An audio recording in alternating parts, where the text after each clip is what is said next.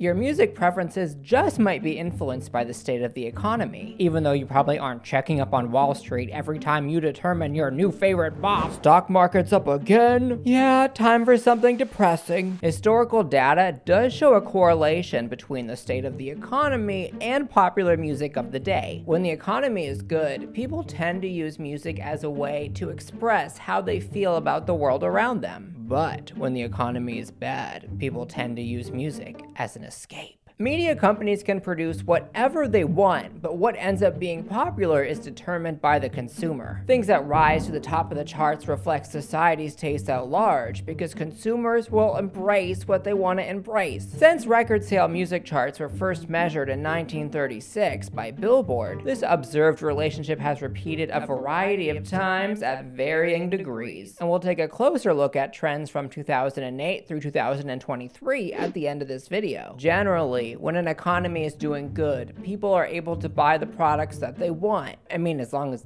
they can afford them. The United States economy itself has seen several up and down cycles since the 1930s. But when all Hades breaks loose, two trends tend to emerge in the economy, which I will tie back into music preferences. The first is inferior goods versus normal goods. Let's say everything's amazing in the world and you have to go to work early. You want coffee, right? I actually don't drink coffees, so I don't know what I'm talking about here. And in a good economy, you might go to Dunkin' Donuts. But let's say the economy is tanking and everything sucks, and oh my gosh, I have to get out of bed and go to work again, and if I don't go to work, then I'm gonna get fired, and then I'm not gonna find another job for like a year because the job market. So let's say we're in that scenario. You might go for an alternate good, a crappier, more affordable option. You might just make coffee at home. An inferior good is something that rises in popularity when people's income drops. In this situation, the normal good is the Dunkin' Donuts, and the inferior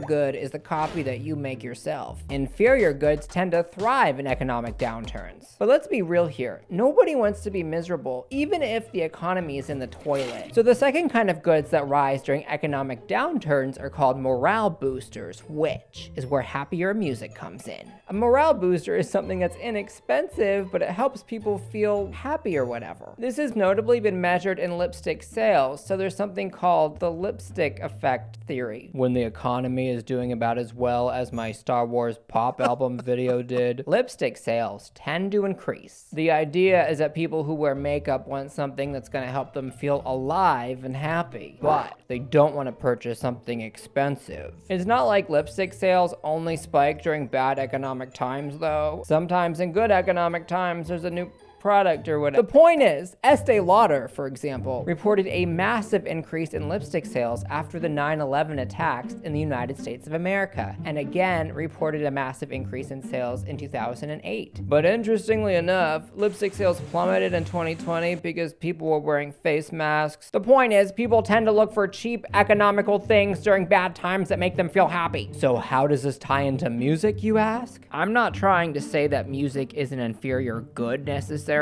I'm just trying to show that people tend to look for cheap, happy things in economic downturns. Life was rough in the United States during the 1930s. To put it lightly, the economy was bad. Generally, jazz music seems to be pretty happy. Jazz music rose in popularity in the 1930s, with its peak being in 1935. Popular music from the 1930s, and not just jazz, often reflected positive messages and themes. And in 1936, when they started reporting the top charting songs, trends began to emerge pertaining to the economy and the songs that people were liking. But what happens when the economy is stable? What kind of music do people listen to when they're buying normal goods? The music that becomes the popular music tends to slow down and often has lyrical content that's not as happy and can be more serious than popular lyrics during economic downturns. Since the 1930s, the economy's gone up and down periodically, and with it, the songs that chart go up and down with happiness and beats per minute and whatever. There's been a few tough economic periods in the United States of America since the Great Depression. But I want to take a look at the Great Recession's data to really observe this impact in the modern day. The Great Recession was the worst economic downturn in the United States of America since the Great Depression. The Great Recession peaked in 2009, and economic fears persisted through 2012, according to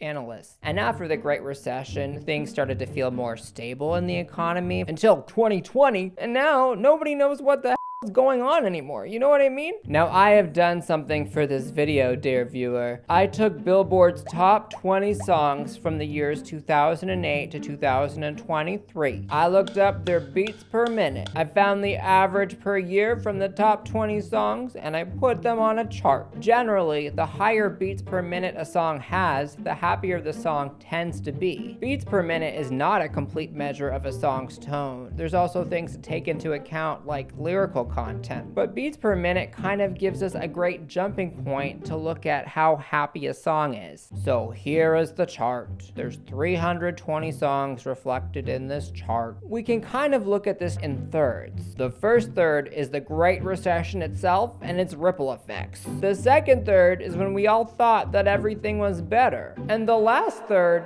is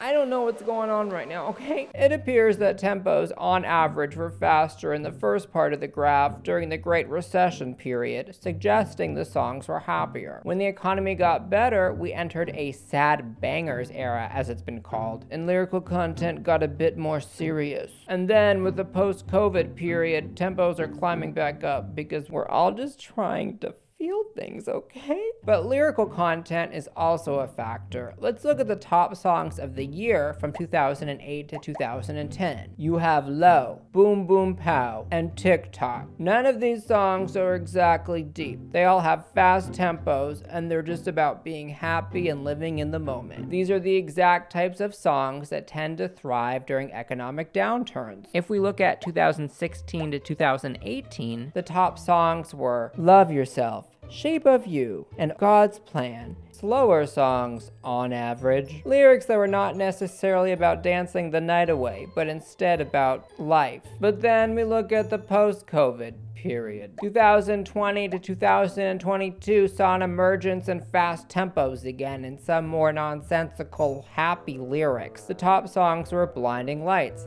Levitating, and Heat Waves. What are those songs about? I don't know. Trends like this have been observed all throughout history, or at least, since 1936. Here's my question for you, dear viewer. Do you feel like during times of economic hardship that you listen to happier music? Because definitely that holds true for me. 2 of my top 3 albums of 2023 were actually these weird, kind of obscure Star Wars Club albums. Between the 2 albums, there's actually 27 Star Wars club bangers, and they're supposed to take place in the Star Wars universe. If you want to know more about these Star Wars club albums, please click on this video here. Yes, I am transitioning you to a new video. It was a very clever setup, I think.